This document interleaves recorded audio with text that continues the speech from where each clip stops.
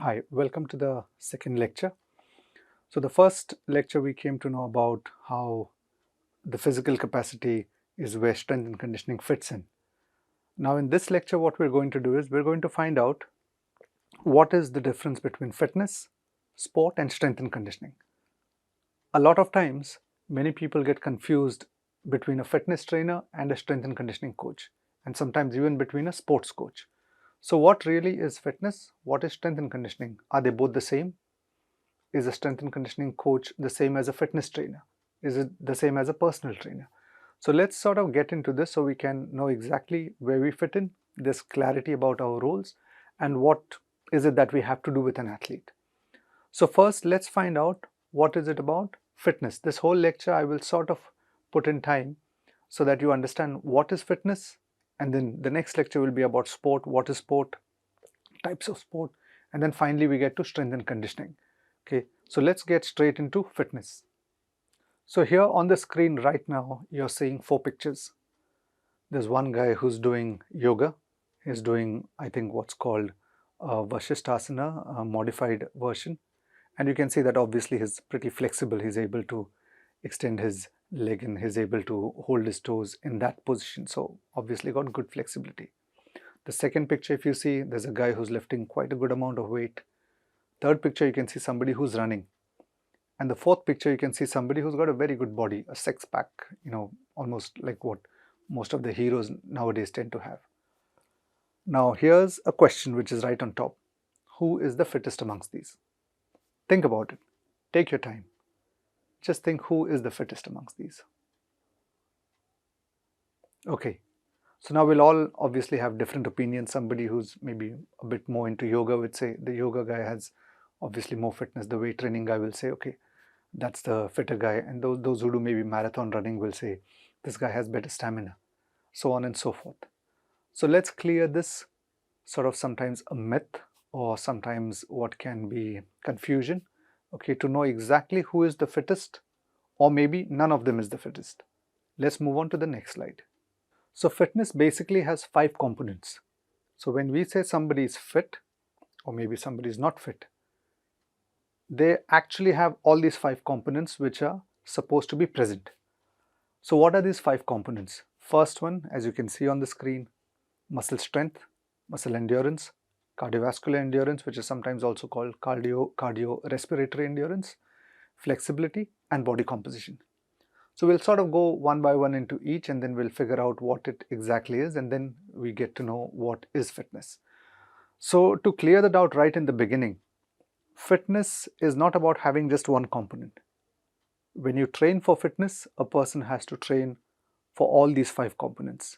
And that is truly when you achieve fitness, when you have all these five components. If you only are having muscular strength or muscle endurance or cardiovascular endurance, then obviously you are only good in one component. So the previous picture which I've shown, the guys assuming each one was only good at flexibility or maybe strength or maybe running.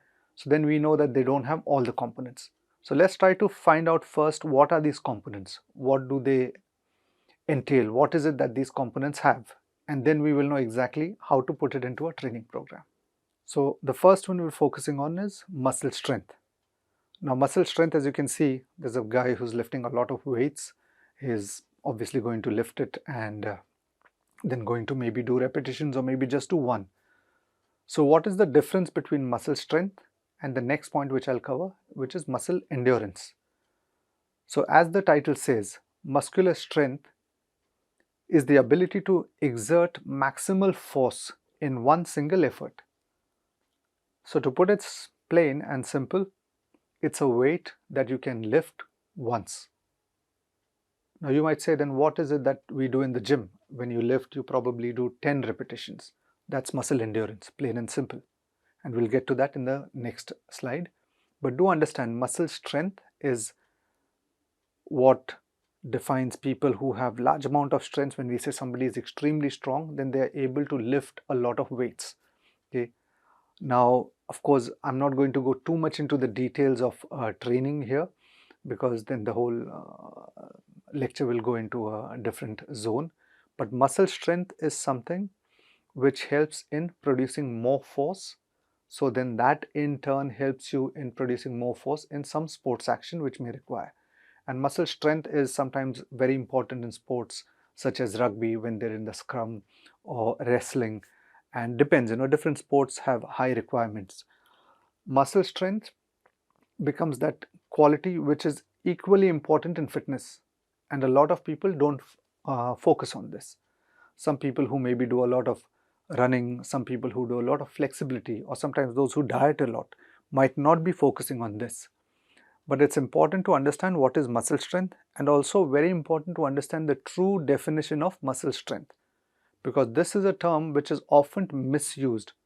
Sometimes people would say that, okay, I do yoga. Why? Because it improves my muscle strength. Yoga would not be the appropriate method to improve your muscle strength, because muscle strength or muscular strength is the ability to lift the maximal amount of weight that you can once. So it's obviously the most. Now yoga obviously is not uh, not something that uses those techniques. So we have to be very clear what is muscle strength, and then you have to know what is the method that best suits to improve that physical component. So muscle strength, as I've said, maximum weight that you can lift once. So now I've come to muscle endurance. Interestingly, you might have noticed that the picture is the same. The picture has not changed. It's the same guy lifting the same weights. Well, I couldn't find another picture where there were less weights to be taken, so I just used this. So it gives us an idea that the exercise can be same, but it's just what changes is that the weight that is used when you're training for muscle endurance. So muscle endurance, as the explanation goes there, muscle endurance is when submaximal force is sustained over a longer period of time or repetitions. So here, unlike in muscle strength, you use submaximal, meaning it's less force. So what does this mean? If in muscle endurance you are a person who can lift maybe a given amount of weight, say, let's say for argument's sake, you can lift 100 kilos once, then your muscle strength is being tested there because you're able to lift it once. But what about somebody who can lift maybe not that much, but they can lift 20 kilos and they can lift it maybe 15 times? Then that person is working on their muscle endurance. So these two definitions are important to be understood, because a lot of times people make mistake thinking that when you're doing higher repetition training, you're training for muscle strength. From a true definition, that is not muscle strength, that is muscle endurance we are working on. And when you lift heavy and when you tend to do higher weights with very low repetitions, generally under 5 or 3, that is when you're training your muscle strength. So this definition is important to be understood so that we don't get confused and we don't confuse our athletes. Sometimes the wrong terms can be a bit confusing. Somebody may be a person who's injured or who's recovering post-surgery and is getting into training. And if they're actually lifting a very lightweight, probably 4 kilos, 5 kilos, and then they're doing high repetitions, and we say that we are trying to improve their strength, can actually be a bit wrong from a defining point of view. Okay, so muscle endurance is when you use lesser weight but are able to do more repetitions, and muscle strength is purely when you can lift the max weight. So these two definitions are important to understand. Now you might say that, okay, now obviously not every person is going to lift very heavy in the gym or in their training. So does muscle endurance have some effect on muscle strength? Yes, somebody who lifts lighter also would be over time getting stronger and improving their muscle strength, but not as much as somebody who lifts heavy most of the time. So a person who does heavy lifting, like those who are in um powerlifting, in fact, one of the lifts in this is this particular one, where you see the weights here. This is the deadlift exercise. Okay, as you can see, is holding the bar. Sometimes in deadlift, some people have a different grip. One hand this way, the other hand can be an underhand grip, and this is what's called a sumo squat. Those who are into obviously strength and conditioning will know this. The only difference becomes between powerlifting and deadlifting is that, powerlifting and somebody who's training for endurance, they would obviously be lifting less weights. So assuming this guy is able to do this once, that means he's training for muscular strength. Okay, so it's important to understand this part, okay, about training and the definition earlier, what has been said about submaximal force. So when we say muscle strength, muscle endurance, a lot of times people mix up these two definitions, okay, and it's important that we understand that they are not the same, they are different. Now we move on to the third component, which is cardiovascular or cardiorespiratory endurance. Now, what is cardiovascular endurance? Plain definition: cardiovascular endurance refers to the ability of the heart and lungs to deliver oxygen to working muscles during continuous physical activity. So basically, when we look at cardiovascular endurance, we are looking at a person who runs, okay, who's able to maybe do swimming, running, cycling, these type of activities, which are, in a way, you can even say sort of submaximal. They are below submaximal because the effort level is low. It's not as much as somebody who is lifting very heavy weights, but then at the same time, this person who's lifting, um, who's rather sorry running, is able to run for a longer period of time and be in action for a longer period of time. So cardiovascular endurance is what we normally use in sort of general terms, what we call stamina, the stamina to last. So cardiovascular endurance is a very important component. Those who do marathon running, cycling, swimming laps, many people who go for walks in the morning, different activities are there which are considered good for cardiovascular endurance. These are generally very low in intensity, but they are prolonged. They go for around 20 minutes to slightly more. So that is the difference between muscle strength, muscle endurance and cardiovascular endurance. Cardiovascular endurance, muscle endurance, two different things. One's working on the muscles capacity. This is working on the total body's capacity along with the heart and lungs to help you last for a longer period of time. So again, this is a very important component, and obviously many people focus on this so that now they are able to have good health. For many, especially uh, people who are maybe post their 30s, 35, cardiovascular endurance becomes also equally important because a lot of times their heart health, their lung health is not at their best. And this is another great way to improve circulation to promote general good health. So cardiovascular endurance is also an important aspect of fitness. Is it more important or is it less important? We'll come to that later. Now, flexibility. Okay. We have gone through muscle strength, muscle endurance, cardiovascular endurance, flexibility. What is it? The term is pretty simple. It's unassisted, meaning nobody is helping to lift your arm or to lift your leg. It's unrestricted, meaning at any point you are not feeling that, oh, it's stiff here, but it's better here. It's unrestricted, and it's pain-free, meaning you don't have pain while doing this. So it's unassisted, unrestricted, and pain-free range of motion around a joint. So a given joint, whether it's the hip joint, whether it's your shoulder, whether it's your elbow, the range should be free. It should be able to move without any assistant. It should be pain-free and unrestricted.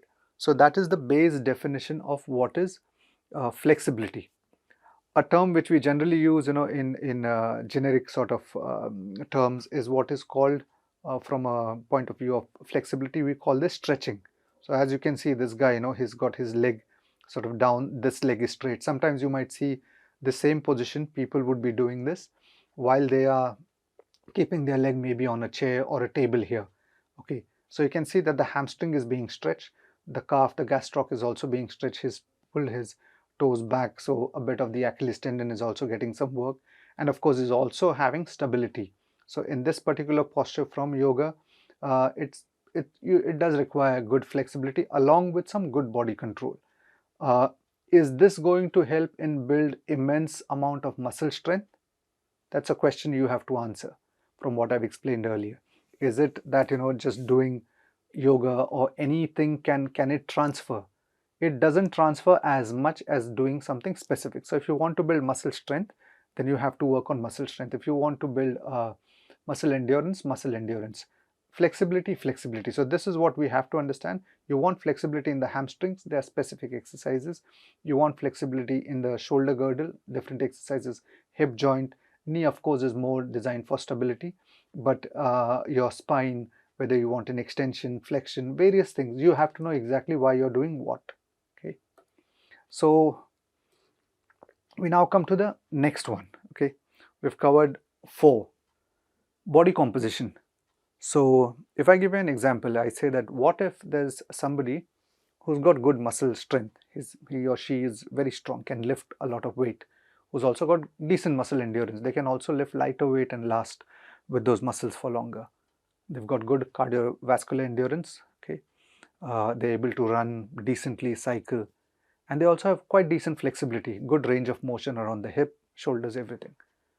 But when you look at them, let's say they're not having that amount of lean muscle mass. They are slightly on the overweight side. Maybe their BMI is high, and maybe when you look, they don't look as lean as maybe this person who's in this particular slide. So are they fit? Because they have all the 5 components, but they're not as maybe having as much lean muscle mass. Are they fit? The answer would be no. Just like any of those components which are there, you need to be working on all these components, and a lot of the body composition that sort of comes in, basically, which means body composition is the amount of fat mass in your body versus lean body mass, and is reported in a percentage of fat mass. So people generally say, this person has maybe 15% body fat. Somebody would say 20, 22. There are different scores for different people. What it basically means is that that is the amount of fat percentage in their body in comparison to their lean body mass. And there are various formulas for this, and good nutritionists, you should definitely watch the nutrition course as well, because that's where these things will be explained. So this part of fitness, okay, or this component of fitness, of having good composition, is also important, but is not the only thing. So if somebody is extremely good looking with a great body, okay, something where they are, extremely ripped, as with a tiny waist, broad shoulders, but if they are not able to maybe run, now are they fit? What if there's somebody who can do yoga and is extremely good, with a lot of difficult asanas, but they are not able to lift weight because they are weak? Are they fit? What if there's somebody who can do a marathon run, okay, who runs well, who's got real good stamina, doesn't miss a run, but whose uh, legs, knees probably hurt because of the fact that the quadriceps are not strong? Is that person fit?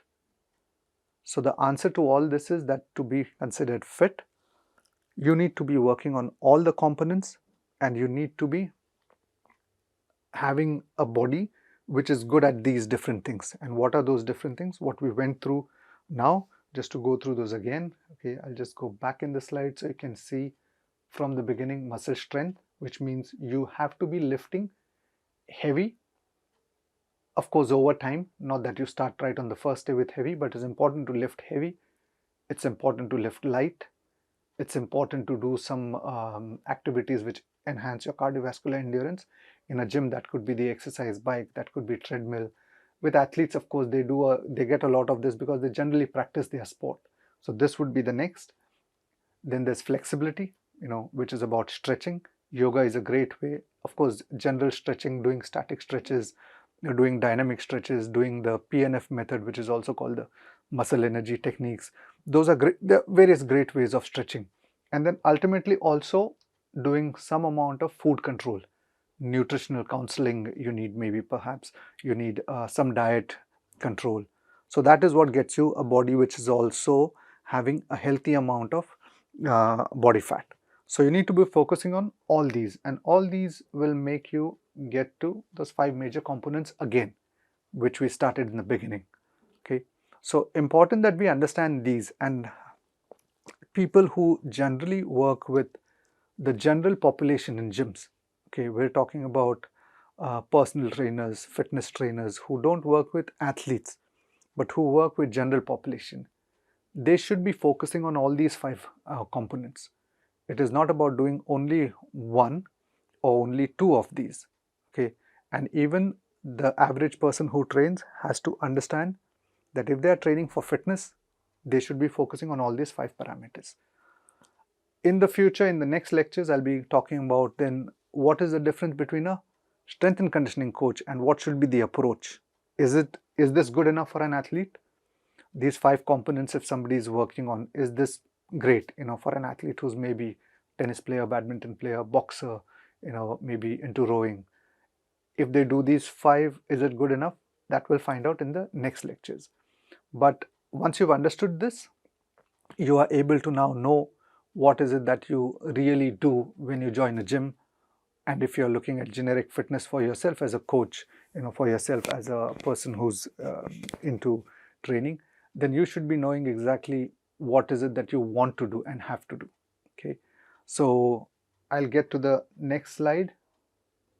We get back to that question: who is the fittest amongst these? The guy who's doing the yoga move, the guy who's doing the heavy lifting. Of course, I don't have a picture of the light lifting, but then there's the guy who's running, and there's the guy who's doing bodybuilding, who has an amazing body. If they have to only be doing their particular thing, their only style, are they fit? By now you should be having the answer to this question. Okay, and hopefully you are clear about what is fitness. Once you have this basic clear, then you'll be able to understand other components, which we'll be covering in the next few lectures. So hope this helps. Go through this lecture again. You can go back through the points, and just if there's any questions, go through these, because once you have this clarity of what is fitness, then you know what it is that takes to make an athlete fit. Is this enough, or is there more? And there's definitely more, and you're going to learn about it. But this is what you can say applies to majority of general population when they want to be fit. And then it's like a medicine. Okay, a medicine that you give to a specific person according to their requirements. Not everybody wants to be training like an athlete. Maybe not everybody has to train like an athlete. So we'll come to those points a bit later. But do understand first what is fitness, who is the fittest. If we only look at these guys and think that that's all they're good at, then they are definitely not fit. You have to be working on all components, and that is what really is what defines fitness. So hope this has helped you in understanding the definition of fitness, and we'll be moving on to other aspects in the other lectures. Thank you.